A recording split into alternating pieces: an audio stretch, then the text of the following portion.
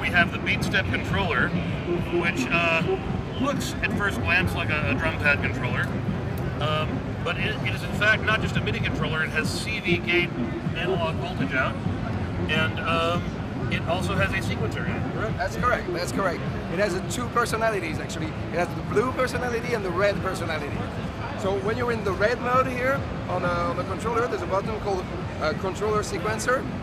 You're actually using a universal USB MIDI controller.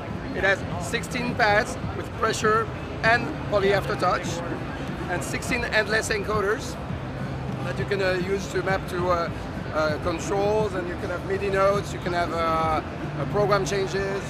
You can actually store 16 maps of those 16 pads and 16 encoders inside the unit.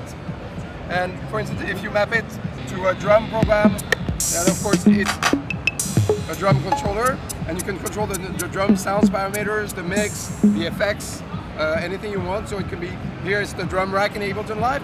You can use it to launch clips in Ableton Live, control loops. Really universal USB MIDI controller, USB port, but also powered by USB. And there's also a physical MIDI out. There's a little mini jack with a little adapter that goes out to a female DIN. So you can actually use it with a hardware drum module. If you want to power it without having a computer, you just need a little USB power supply, like a phone charger or something like that. And you have one here at the booth with a CV out. Yes. You have one here at the booth running a vintage Oberheim SEM. That's correct. Right. That's correct. Can we have a look at that? Yeah.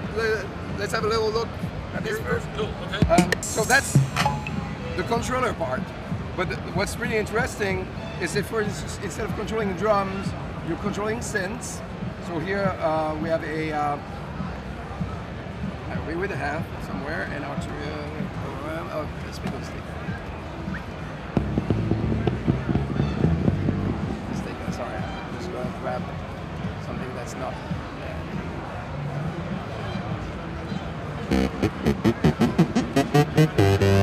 So you can use it like a controller. You can control parameters of the sound directly from the knobs here. So again, same controller function, but now if I turn it into the blue mode, then it becomes a step sequencer. I can recall up to 16 sequences.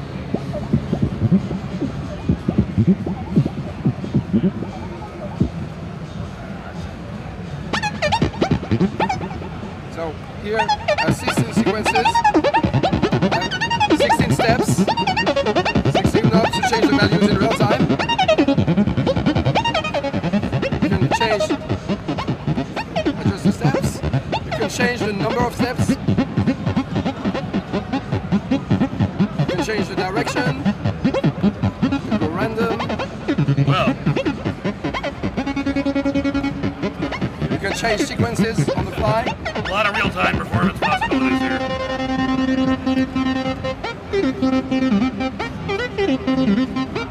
And when it's running, I can go back to the red mode until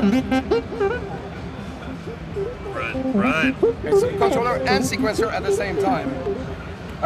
Also, when you're programming the sequencer, you can do it on the fly when it's running, but when it stops, one of the features you can actually hear which note is going to play on each step you're programming. And you have scales. You can do chromatic, but you can also, we have multiple scales, user scale, blue scale. So you can program the note to specific scales, and then you can transpose. So a lot of real-time features are on board, and that goes through USB, through a computer to an iPad. That goes through MIDI out, and that goes also through CV gate outputs. Standard 1 volt per octave. Very cool. And how much? Actually, this is 99 street price. 99 bucks for all that functionality. Yeah, and it's and built. The analog. It's built. Yeah, and it's built like your other like the Sparkle controller. Yeah, it's wow. Look at that. $99 street price for all that functionality and an analog CD gate. Some people will use it only for a step sequencer with a CV output going to the filter on their modular. It doesn't have to be a pitch step sequencer. If you have a modular, you can have 3 running in parallel, patched with different destinations. It will take MIDI clock from the USB in, and it will also generate MIDI clock through the MIDI out.